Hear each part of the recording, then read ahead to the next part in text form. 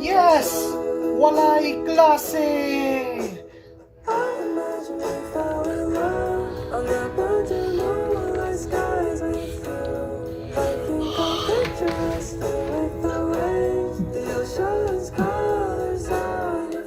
Merry Christmas!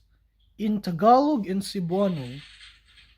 In Tagalog, maligayang Pasko. Cebuano, Mayong Pasko. Maligayang Pasko, Mayong Pasko. The two most spoken languages in the Philippines. Did you know the Philippines' most spoken language? In a country with over 100 dialects, 100 languages, communication was sincerely challenging and impossible. So, there was one language that connects everyone so they can understand, selected by Manuel Quezon, and that is none other than Tagalog. Tagalog, also known as Filipino, is used for Filipinos to communicate each other. It's the national language, like English. But, since Tagalog is the national language of the Philippines, there's also one most spoken language that speaks a lot, and that is Cebuano. Cebuano may not be used for everyone to communicate there, but it has a lot of native speakers there. So, Tagalog and Cebuano are the most spoken languages of the Philippines. Body, katawan, lawas, katawan, lawas, katawan, lawas. Body, katawan, lawas, katawan, lawas, katawan, lawas. Hurry up, bilis, pagdali, bilis, pagdali. Strong, malakas, malakas. Kusog, kusog, malakas, kusog. What do you want? Ano gusto mo? Unsay gusto nimo? Ano gusto mo? Unsay gusto nimo? Ano gusto mo? Unsay gusto nimo? Hello guys, so nagdrawing ko og kanang 1,000 Philippine peso na bill. Tanaw na to be. These are some Cebuano words lessons. Hero, bayani, savior, manluluwas, rescue, save, luwas. These are some Cebuano words of distracting. Distraction, distraction, distract, makalinga, distracting, samukan. Bulagaw. Bulagaw means blonde. In Cebuano, when you're trying to say blonde in Cebuano, you say bulagaw. It means blonde. Tuguti. Tuguti means in Cebuano. What is tuguti in Cebuano? It means you allow me, permit me, or grant me permission. Or you should also say let. So that is what tuguti means in Cebuano. Kadasig. What is kadasig in Cebuano?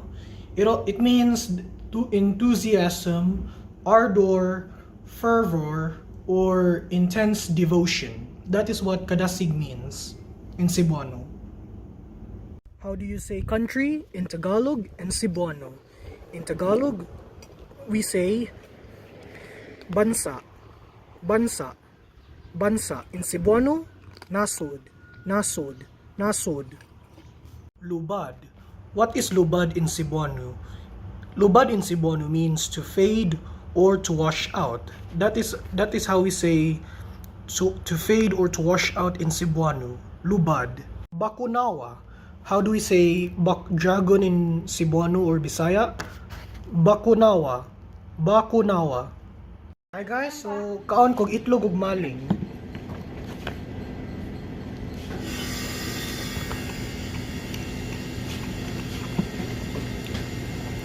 Ang kaning maling ba mura siya spam. Pamahaw ni guys.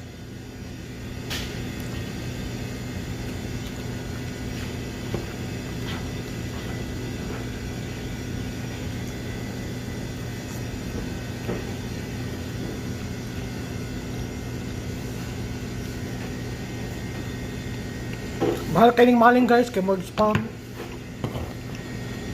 Hi guys, so nakoy bagong iPhone 5 maabot diri don. Ay naabot naman di ay. So pakit-an ta mo si Aw pa jud.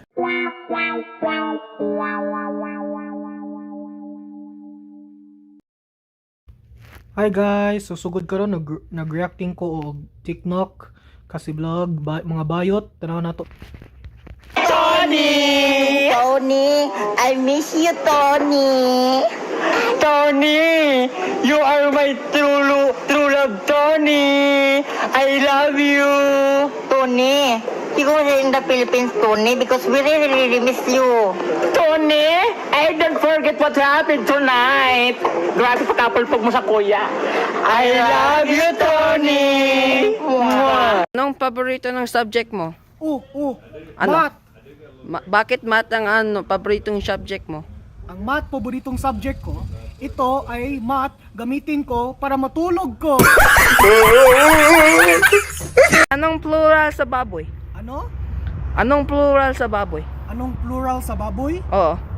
Dalawa ka baboy. Langgam.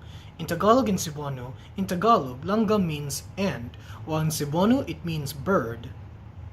Usap. In Tagalog, it means talk. In Cebuano, it means chew. Aso. In Tagalog, it means dog. In Cebuano, it means smoke. Gubat. In Tagalog, gubat means forest. In Cebuano, it means war. Aso. In Tagalog, it means dog. In Cebuano, it means smoke. Gubat. In Tagalog, gubat means forest. In Cebuano, it means war. Habol in Tagalog, it means chase, while habol in Cebuano, it means blanket. Paa. Paa in Tagalog means foot. Paa in Cebuano means thigh. So guys, nabayad na ako ang akong kuryente, akong rent, akong tubig, ug para sudan ako tanan. Og na nakoy tigom, nindot kayo. Pero sige na lang oy, maggasto-gastos ako, bahala mahutdan ko oy. Explore in Bisaya. Explore in Bisaya means pagsuhid. As for adventure in Bisaya means panimpalad.